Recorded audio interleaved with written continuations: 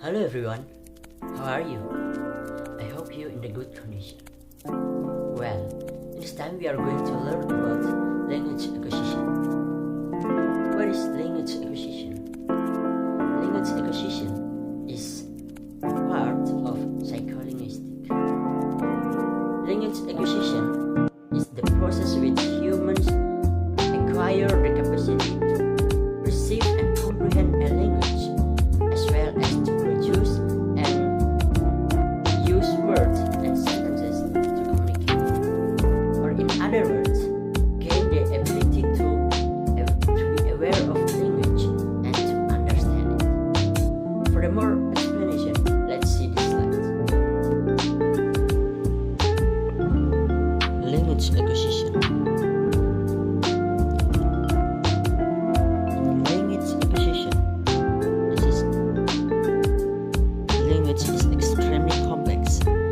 Children already know most of the grammar of their native language before they are 5 years old. Children acquire language without being taught the rules of grammar by their parents. This is because parents don't consciously know the meaning of the rules of grammar. Stages in language acquisition. There are some stages in language acquisition and all children where they acquire the similar stages. When children are acquiring language, they do not speak a degenerate from adult language. Rather, they speak a version of the language that conforms to the set of grammatical rules they have developed at that stage. The perception and production of speech sound. Infants display an ability to discriminate and recognize speech sound. They will even respond to linguistic contrasts when those contrasts are not present in their language or spoken around them. They can perceive difference in voicing, place of articulation, manner of articulation, but they do not react to non-linguistic aspects of speech. It is loudness, gender-based pitch differences, and many more. Infants appear to be born with the ability to perceive and focus on sounds that are important for language, so they can learn a human language. But maybe 6 months, they begin to lose the ability to discriminate between sounds that are not phonemic in the language they are acquiring. Babies make verbal phonemes that do not occur in the language they are acquiring. 95% of babies is composed of 12 most common consonants around the world. Early babbles mostly consist of CV sequences, but become more varied later on. Before 1 year, babbles are composed only of the phonemes used in the languages they hear. For deaf babies, they babble with their hands like hearing babies babble using sounds.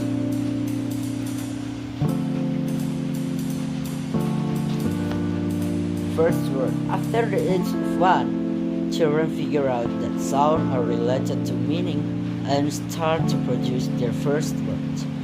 Usually children go through a holographic stage where their one-word utterance may convey more meaning.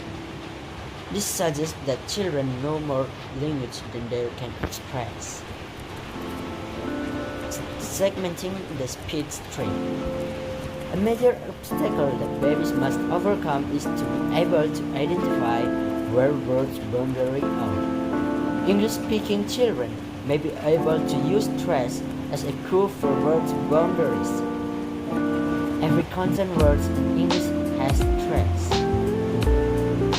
If a word has 2 syllables, the stress either falls on the first syllable or the second syllable, but the vast majority of English words have thoracic stress.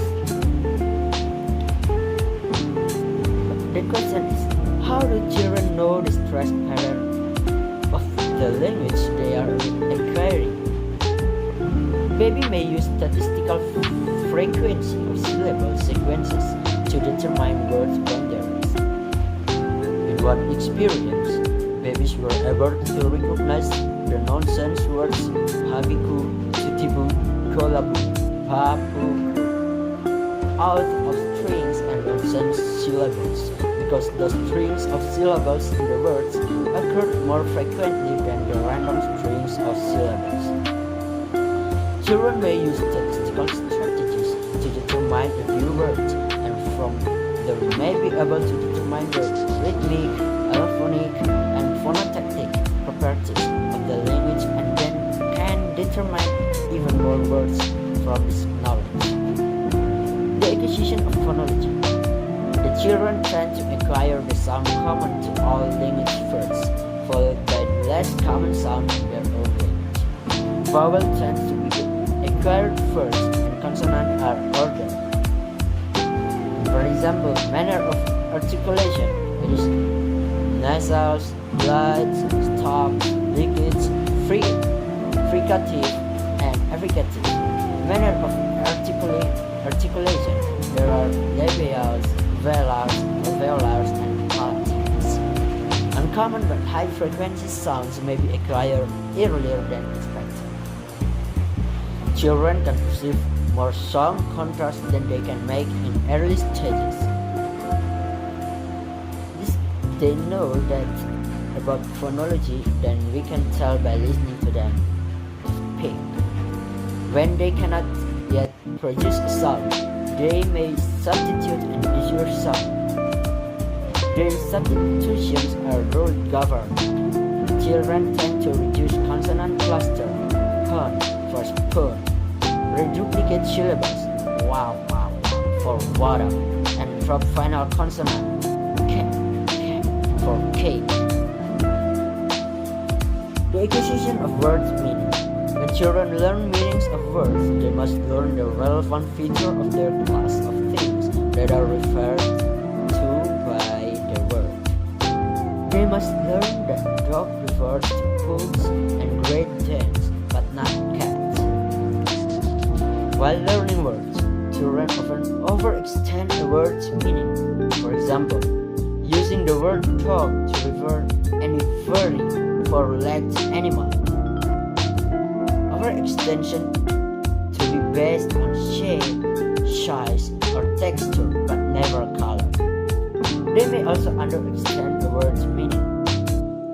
For example, using the word dog to refer only to the family pet as if dog were a proper noun. The acquisition of morphology. The acquisition of morphology clearly demonstrates the rule-governed nature of language acquisition. Children typically learn a morphological rule and overgeneralize. Children go through 3 stages in the acquisition of an irregular form. In phase 1, they use the standard irregular past tense form because they have learned these irregulars as separate lexical items. For example, brought. In phase 2, the child has learned the rule for past tense and therefore attached the regular past tense morpheme to the irregular verb. Bringed.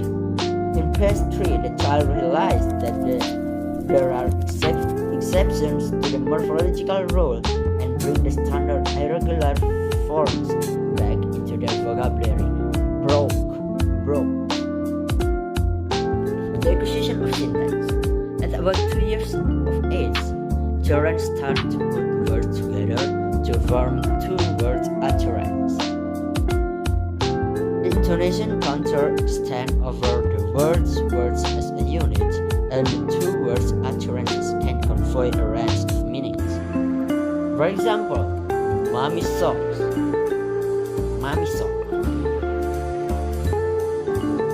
The acquisition of pragmatism. There are dexes that children often have problems with shifting reference of nouns. children may refer to themselves as you, and then children often assume the hearer knows who she is talking about. The acquisition of sign language. Deaf babies acquire sign language in the same way that hearing babies acquire spoken language. Babbling, orchestral stage, telegraphic stage. When deaf babies are not exposed to sign language, they will create their own signs, complete with the systematic rules. This demonstrates that the drive humans have to communicate and also the innate basis for language, since these children create a rudimentary language with any input. Childhood bilingualism. Bilingual language acquisition or simultaneous bilingualism refer to the acquisition of two languages simultaneously from infancy. About half the people in the world are bilingual or multilingual. In many parts of the world, bilingualism or multilingualism is the norm. Okay, let's come up with the second language acquisition. Most adult language learners never become fully proficient in their second language. They make errors unlike children's errors, and these errors may become fossilized. Fundamental difference hypothesis. Learning a second language is a different process than learning a first language. Different principles are drawn upon L2 learning than L1 acquisition. However, L2 learners demonstrate through governed interlanguage grammar. One obvious difference between L1 and L2 acquisition is that in L2 acquisition, a speaker already knows a language. Learners often transfer phonological, syntactic, and morphological rules from their first language to their second language. French speakers learning English may substitute Z for Spanish speakers learning English may insert schwa to break up words' initial consonant cluster. But not everything transfers from L1 to the L2, and many errors made by learners are not found in their L1. Speakers with different L1s go through similar stages when learning their L2s, which points to some possibly universal developmental principle like those in L1 acquisition. Let's come up with the heritage language learner. Heritage language learners constitute a unique type of adult language learner. Some who was raised with a strong cultural connection to a language and who then chooses to study that language more formally may have no prior linguistic knowledge of the language and may be bilingual. The question now is there a critical period for L2 acquisition? Most researchers would not claim that it is impossible to acquire a new language after a certain age, but it does get harder as one gets older. There may be sensitive rather than critical periods for acquiring certain aspects of an L2. The sensitive period for phonology is the smallest. It is very difficult to acquire an L2 without an accent after the childhood years. Other aspects of language have a larger window.